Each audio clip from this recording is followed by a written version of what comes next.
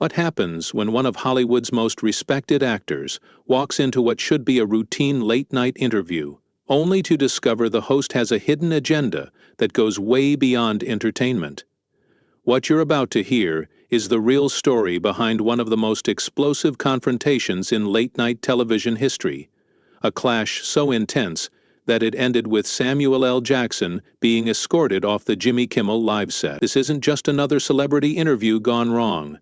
This is about respect, integrity, and what happens when a talk show host crosses a line that should never be crossed.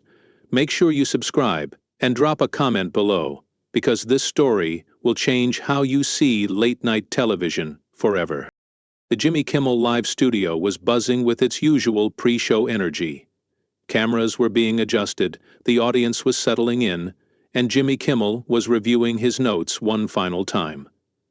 Tonight's guest was Samuel L. Jackson, the legendary actor known for his commanding presence both on and off-screen. What should have been a straightforward promotional interview for Jackson's latest film was about to become something entirely different. Ladies and gentlemen, please welcome the one and only Samuel L. Jackson, Kimmel announced with his trademark grin as Jackson walked onto the stage, waving to the cheering audience. Jackson settled into the guest chair, his demeanor relaxed but alert. "Good to be here, Jimmy," he said, adjusting his suit jacket. "Great to have you, Sam." "Can I call you Sam?" Kimmel asked, already leaning forward with an intensity that seemed oddly misplaced for such an early moment in the interview. "Samuel works just fine," Jackson replied, his tone polite but firm. Kimmel's smile flickered for just a moment. "Right, Samuel. So let's talk about your new movie. But first, I have to ask you about something that's been bothering me." Jackson raised an eyebrow. This wasn't how these interviews typically started. "What's that?" "Well, you've been pretty vocal lately about certain issues in Hollywood, and I'm wondering if you think maybe you're being a little too aggressive with your opinions." The audience fell silent. Jackson's expression shifted slightly, his eyes narrowing as he studied Kimmel's face. "Aggressive? I'm not sure what you mean by that." "Come on, Sammy, you know exactly what I mean. All this talk about representation, about how the industry treats certain actors. Don't you think maybe you're stirring up trouble where there doesn't need to be any?" Jackson leaned back in his chair, his jaw tightening. "Are you seriously asking me if I think fighting for equality and fair treatment is stirring up trouble? I'm just saying things have gotten better over the years. Maybe it's time to, move on from all that." The tension in the studio was palpable now. Jackson's voice remained calm, but there was steel beneath it. Move on from what exactly? From wanting to see talented people get the opportunities they deserve, regardless of their background? Kimmel shrugged, his casual dismissiveness becoming more apparent. "I think you're making mountains out of molehills. Hollywood's changed. We don't need to keep beating this dead horse." "Dead horse?" Jackson's voice rose slightly, and several audience members shifted uncomfortably in their seats. "Jimmy, are you telling me that the fight for equal representation is a dead horse?" "Look, I'm not trying to start anything here," Kimmel said, though his tone suggested otherwise. "I'm just thinking maybe you could focus more on your craft and less on politics." Jackson stared at Kimmel for a long moment, his expression unreadable. "My craft and my principles aren't separate things, Jimmy. They never have been.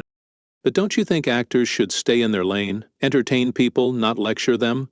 The question hung in the air like a challenge. Jackson's hands gripped the arms of his chair. "Stay in my lane? Let me ask you something, Jimmy. When you make jokes about politicians every night, are you staying in your lane?" Kimmel's confidence wavered slightly. "That's different. That's comedy." "No, that's not different at all. That's you using your platform to express your views, just like I use mine. The only difference is, you seem to think your views matter more than mine." "I never said that," Kimmel protested, but his defensive tone betrayed him. "You didn't have to say it. You implied it the moment you suggested I should keep my mouth shut about issues that affect people who look like me." The studio had gone completely quiet, Even the crew members were watching with rapt attention as the interview spiraled into uncharted territory. Kimmel tried to regain control. "Samuel, I think you're misunderstanding what I'm trying to say here." "Am I? Because it sounds to me like you brought me on this show not to talk about my work, but to try to shut me up about the things I care about." That wasn't my intention," Kimmel stammered, his smooth talk show host persona cracking under Jackson's unflinching gaze. "Then what was your intention, Jimmy? Because this sure doesn't feel like a typical promotional interview." Kimmel glanced toward his producers offstage, looking for guidance, but found none. He was on his own, and Jackson wasn't going to let him off the hook. "You want to know what my intention was?" Kimmel said, his voice taking on a sharper edge as he abandoned any pretense of friendliness. "My intention was to have an honest conversation with you about how you've been conducting yourself lately." Jackson's eyebrows shot up. "How I've been conducting myself? Jimmy, who do you think you are to judge how I conduct myself?"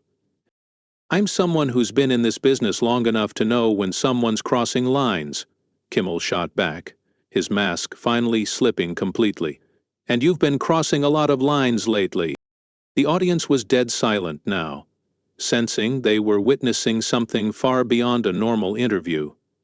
Jackson leaned forward, his voice dropping to that dangerous quiet tone that anyone familiar with his work would recognize as a warning. "What lines have I crossed, Jimmy? Be specific." Kimmel straightened in his chair, apparently thinking he had regained some control. "Well, for starters, that speech you gave at the awards ceremony last month. You basically called out half of Hollywood." "I called out an industry that still has work to do.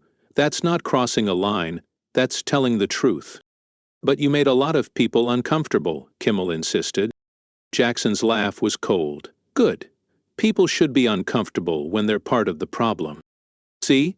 That's exactly what I'm talking about," Kimmel said, pointing at Jackson. "That attitude right there. You act like you're some kind of moral authority." "I act like someone who's been in this business for decades and has earned the right to speak his mind," Jackson replied, his voice growing more intense. "Something you apparently have a problem with." Kimmel shook his head. "I don't have a problem with you speaking your mind. I have a problem with you attacking people who are trying to help." "Attacking people, Jimmy? When have I ever attacked anyone who is genuinely trying to help? You know what I mean. You criticize directors, producers, executives who are making an effort." Jackson's expression hardened. "Making an effort, Jimmy. Do you know what making an effort looks like to me? It looks like actually hiring people, not just talking about hiring them. It looks like giving opportunities, not just giving lip service." "But you can't expect everything to change overnight," Kimmel argued. "Overnight?" Jackson's voice rose again. "Jimmy, I've been in this business for over 30 years. How long do you think we should wait for basic fairness?" Kimmel was starting to look flustered, sweat beading on his forehead under the studio lights. "I'm just saying, maybe you could be more diplomatic about it." "Diplomatic?" Jackson repeated the word like it tasted bitter. "You mean quiet? You mean compliant? You mean I should smile and nod and be grateful for scraps?" "That's not what I said." "It's exactly what you said. You just don't have the courage to say it directly." Jackson's stare was withering. "Let me ask you something, Jimmy. When was the last time you used your platform to call out inequality in this industry?" Kimmel's mouth opened and closed without sound for a moment. I support various causes." "That's not what I asked. When was the last time you used this show, this platform, to specifically address the lack of diversity in entertainment?" "I don't think that's really my place," Kimmel mumbled. "But it is your place to tell me to stay quiet about it?" The contradiction hung in the air like a smoking gun. Several audience members were now murmuring among themselves, clearly uncomfortable with what they were witnessing. Kimmel tried a different approach. "Look, Samuel, I brought you on here because I thought we could have a real conversation about this stuff, man to man." "Man to man?" Jackson's voice was dangerously quiet again. "Jimmy, man to man. You ambushed me. You brought me on here under the pretense of promoting my film, and instead you're trying to dress me down like I'm some kind of troublemaker who needs to be put in his place. I never said you were a troublemaker. You didn't have to. Your whole attitude tonight has been condescending. From the moment I sat down, you started by asking if you could call me Sam. When I told you Samuel, then you immediately launched into questioning my character and my right to speak up about issues I care about. Kimmel was visibly rattled now, his composure completely gone, to, "I think you're being oversensitive here." The words were barely out of his mouth before Jackson's hand slammed down on the arm of his chair. The sharp crack echoed through the studio. Oversensitive? Jackson's voice was like thunder now. Did you just call me oversensitive for objecting to your disrespect? I didn't mean... Kimmel started to backpedal, but Jackson cut him off. No, you meant exactly what you said. You think I'm being oversensitive because I won't sit here and let you lecture me about how I should conduct myself. You think I should just shut up and be grateful to be here. Samuel, please, let's just take it down a notch, Kimmel pleaded, looking toward his producers again. Don't you dare tell me to take it down a notch, Jackson said, standing up from his chair. You started this, Jimmy. You brought me on here to try to humiliate me, and now you want me to calm down because it's not going the way you planned.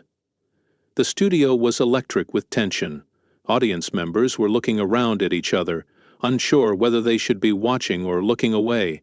Production assistants were whispering frantically into their headset.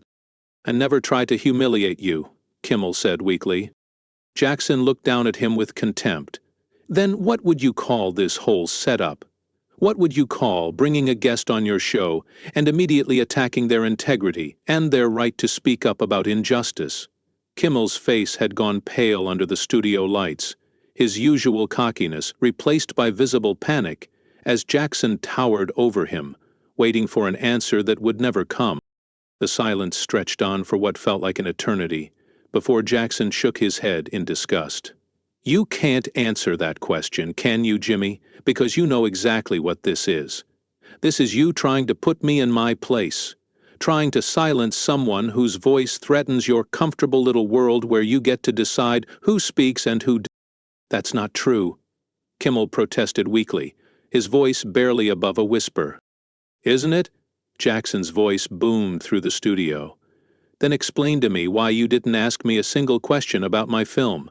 Explain to me why the first words out of your mouth were about my so-called aggressive opinions. Explain to me why you think it's your job to tell a grown man, a successful actor with decades of experience, that he should stay in his lane. Kimmel's mouth moved, but no sound came out. The camera operators were still filming, capturing every moment of his humiliation as Jackson continued his verbal assault. You know what the real problem is here, Jimmy? The real problem is that you're comfortable with the status quo. You're comfortable in a world where people like me are supposed to be grateful for whatever opportunities we get, and we're supposed to keep quiet about the ones we don't get. You're comfortable with inequality as long as it doesn't affect you personally. I've never said anything like that, Kimmel managed to croak out. You don't have to say it. Your actions speak louder than your words ever could.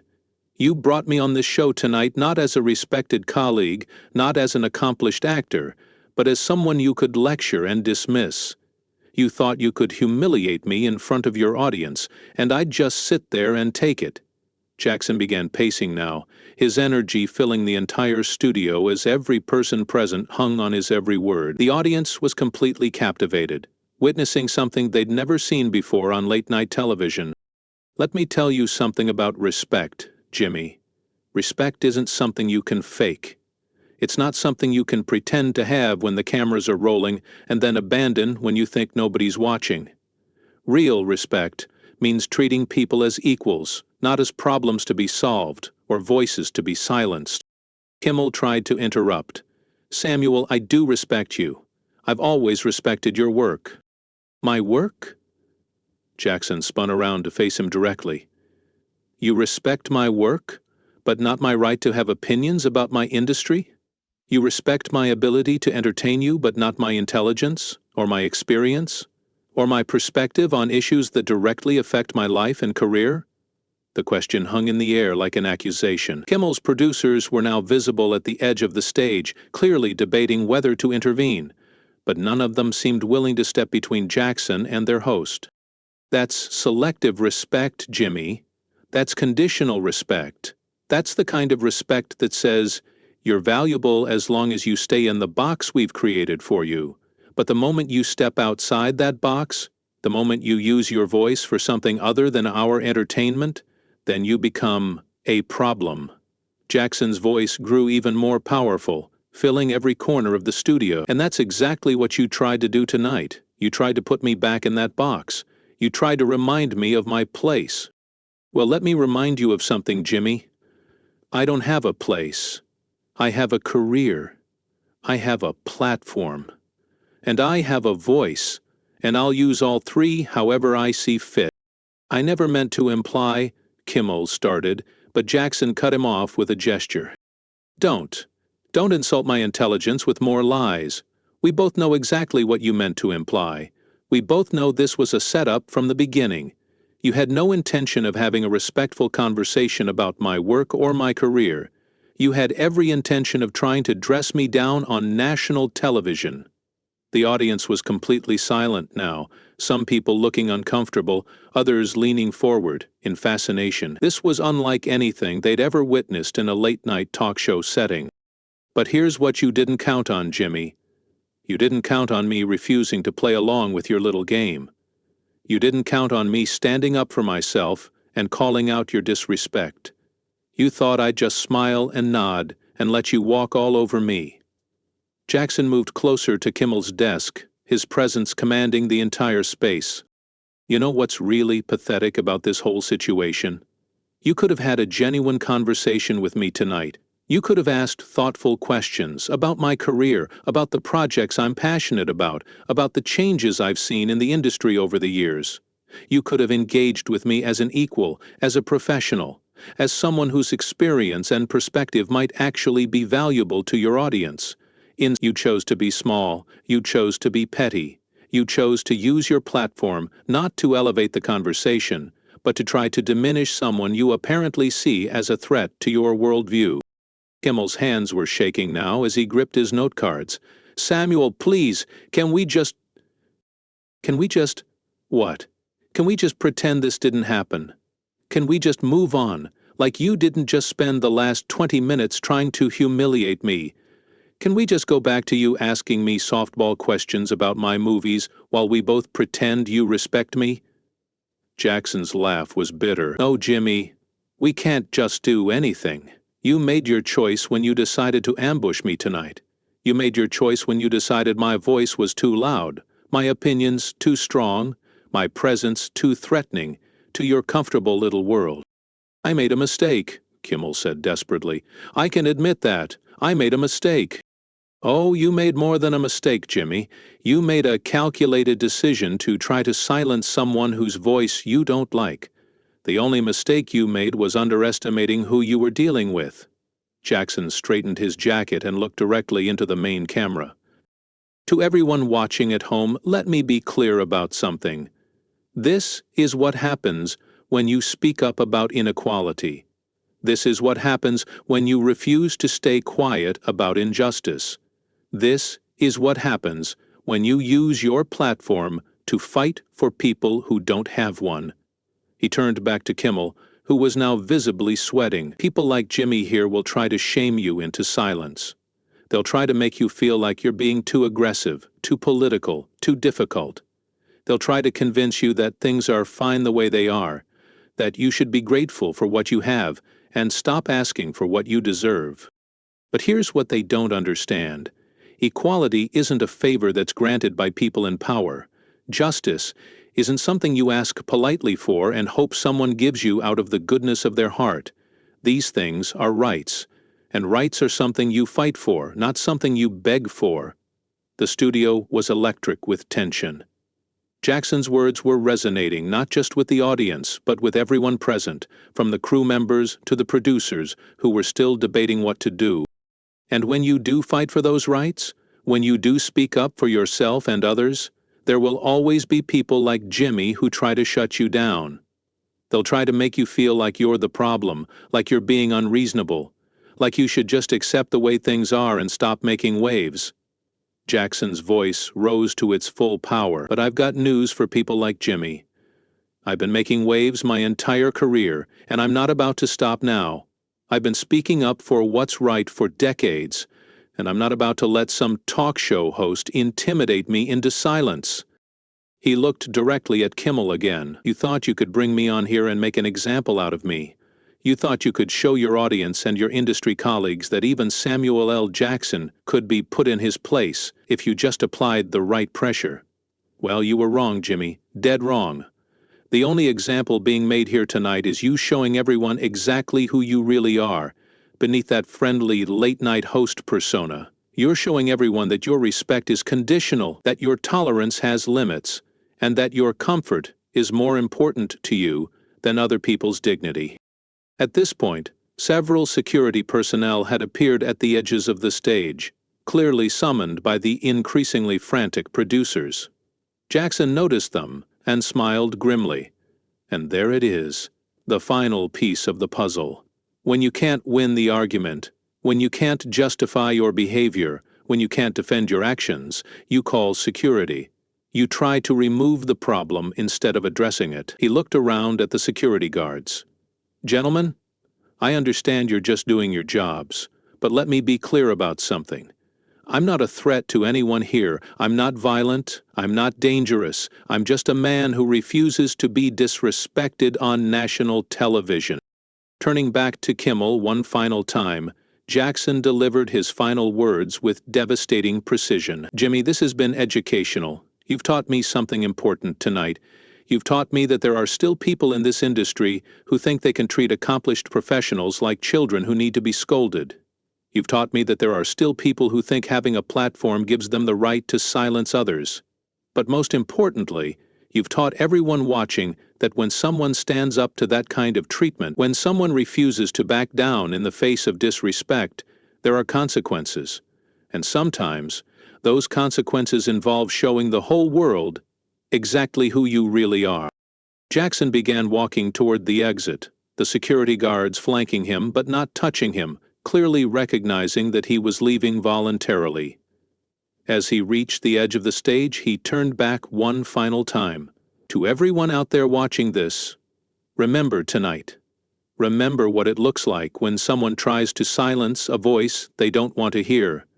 Remember what it looks like when someone stands up to that silencing. And remember that your voice matters too, no matter who tries to tell you it. With that, Samuel L. Jackson walked off the Jimmy Kimmel Live stage, leaving behind a stunned audience, a humiliated host, and a moment that would be talked about for years to come. The cameras kept rolling as Kimmel sat in his chair, speechless, his face red with embarrassment, unable to find any words to salvage what had just happened. The silence in the studio was deafening.